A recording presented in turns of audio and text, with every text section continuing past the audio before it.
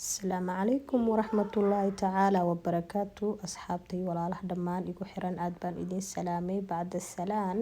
waxaan ka hadlaynaa topigeeni ahaa maxaa keeno dildilaaca ama stretch marks waxyaabaha loo yaqaano taasoo ku imaato qofka markuu yahay xaamilo kale waxay kaloo ku imaan kartaa qofka markuu jirkiisa isbedel ku dhaco oo cayilo ama hormoonkiisa isbedelo waxay ahaataba soo waxa keeno horta mostly hooyada markay uurka leedahay waaba xaalad caadi ah gabdhaha laakiin yaryar ama xilliga aan uurka ahayn qofku waxa ku keeni karo aan uurka lahayn waxa ku keeni karo qofkii inuu yahay qof isbedelay jirkiisa oo horey uu ahaa mid caataysan ama uu ahaa mid buuran uu miisaankiisa wax ku daray ama wax ka dhimay labadaas xaalad bay ku imaataa isbedelka ku dhaca qofka xaalad walibana way keeni kartaa hadda buurnaan zaaid kusoo kor hilib ah way jeexjeex ku galaaya stretch marks waxa loo yaqaano sidoo kalena waxa hadii adiga caata aad buurneed oo caata aad iska dhigtayna sidoo kale wuu ku galaaya labadaba soo waxa fiican qofka inuu miisaankiisa celceliyo meel dhexaad uu ka dhigo stretch marks korto wax dhibaato ah dadku uma keenaan kaliya bodigaaga quruxdiisa uu ku ciyaaraya si uu bodigaaga qurux u ahaado waa ku qasbantahay inaad oo controlshid cuntada aad cunaysid ay ahaato mid vitamin leh oo fiber leh wax waliba leh carbohydrate ku jiraan oo balanced diet ah cuntid ama cunto isku dheelitiran si uu jirkaaga cayil zaaidna u galin caata nimo idan ka tagtido cayil zaaid ku korano ma fiicno ama cayil zaaid inaad ka tagtido oo caatanimo aad kusoo laabatid ma fiicno si dhexdhexaad ay u ahaato marka jeexjeexana wax cusub ma ahan waa wax hore u jiray hadda kadibna jiri doono oo haddana jiro soo walwalkaas horta meeshaas hala dhigo waxaan rabay inaan caafimaad ahaan aan uga hadlo hooyada markay leedahay uurka iyo markay caadiga tahay iyo qof walba wuu galaa horta jeexjeexa ragna wuu galaa dumarna wuu galaa labadaba way leeyihiin jeexjeexa balse dadka jirkoodii ayay ku kala xirantahay beryahan dambena waxaa zaaid ku soo badiyay jeexjeexa kimikaalka badan oo la isticmaalo gaar ahaan dumarka ay isticmaalayaan oo kale wuxuu keenaa jeexjeex jirkii oo yeeshto borotiin badan inuu soo dayo nabar yar lagu arko kale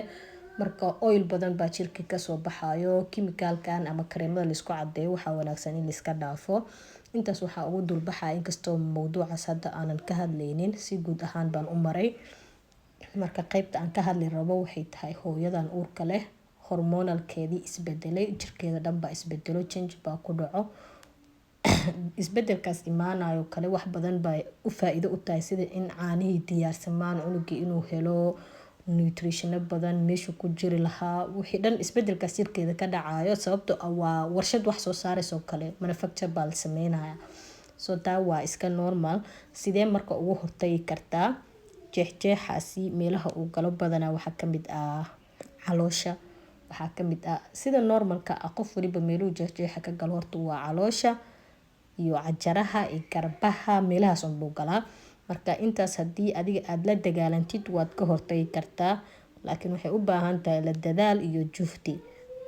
intaysan xaaladda sii kordhin oo jeexjeexaas kugu sii badanin adigana stress ku galin oo yacni xaalado badan oo kala duwan iyo xalal badan lagu siinin waxaa wanaagsan intaad ka hortagi kartid inaad ka hortagtid fast oo jirkaagii aad siisid nafaqooyin cunto dheelitiran aad cuntid sidoo kalena aad sameysid miisaankaaga inaad celcelisid oona jirkaaga aad wax badan aad siisid oo saliid ah jeexjeex qaleelka keeno sidoo kale waa idinka ilooy qodobkaasina marka inuu jirkaagii qalalin waa inaad ku dadaashaa oo mar waliba aad ilkii ka dhigtaa lotion iyo waxa aad marisaa marka waxaan idinla sheergareynaa lotionada wanaagsan oo aniga aan tijaabiyey oo dhaqaatiirtana ay ku talinayaan waxaa kamid ah kareemadan meesha yaalaan waa wax aniga aan isticmaalo hooyo waliba uur leh way isticmaali kartaa hooyo waliba aan uur lahayn way isticmaali kartaa gabar yar way isticmaali kartaa sidoo kalena qof rag iyo dumar intaba way isticmaali karaa marka muhiim ma aha inaad adiga aad kulli wada heshid muhiimna ma aha inaad qaar heshid haddii aad wada heli kartid waa okay haddii aadan wada heli karin waa inaad qaarkood heshaa mid kale waxaan brand name ah ku wada qoran ama kambaniyadii soo saarteen baa ku wada qorteen oo caag kala duwan bay isticmaalayaan si ay waxoodii ay ugu noqdaan wax qaas ah marka muhiimadu waxaa waay kareemka wuxuu ka kooban yahay inaad heshid ama lotionkaas wuxuu ka kooban yahay inaa heshid muhiim ah. waxaa kamid waxyaabaha jeexjeexa u fiican, ha fiirinin kaliya creamka magacaasa ku qoran kambanigaas soo saartay asaga oo ku shubtay jubadaas ama caag uu ku jiro, soo taa muhiim ma aha. adiga waxaad fiirinaysaa ma heli kara aniga glycerin. Glycerinka waa muhiim, waa saliid oo kale, jirkaas wuxuu ka ilaalinaa inuu qaleel noqdo muddo badanna jirkaaga ku jiraa. sidoo kale waxaad u baahan tahay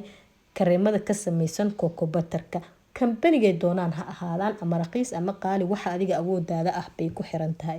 kaana waa raadinaysaa iyo kareemada babayga vitamin E ku jiro, sidoo kalena shea butterka kareemka ah asagana insha Allah intaas hadii aad ku dadaashiin waxaan video yar ugu soo sameeyay saad ugu faa'iideysataan. intaas hadii aad sameysid oo si daily ah ama habeenkii ama maalintii hal mar aad adiga jirkaaga marisid, nafaqana wuu ku siinayaa, jirkaagana kaagama dhimanayo, daag ma noqonayo, waxyaabihii dhintay dark skin-kan way ka baxayaan. marka insha Allah ka faa'iideysta dildilaacyada iyo la dagaaltama jeexjeexas jirka galaayo ama dry skin ha keeno ama weydkaaga kordhay ama nusqaame ha keeno, waa iska caadi, xaalado laga hortagi karo. waa jirka marka farqiga u dhaxeeyo markaad creamka marisid ama lotionkii marka kale waa arkaysiin picture-ka. waxaa kaloo jirto oo ay rabaa asxaabta inay idin sheego, hadii uu stretch marks-kaaga uu aad u bato xagga kaliya lagu daaweyn karo waxay noqonaysaa in la isticmaalo laser. taasna waa xaalad kale inaadan awoodin laga yaabaa. insha Allah ka fikir waad iska gaari kartaan, iska gaara insha Allah.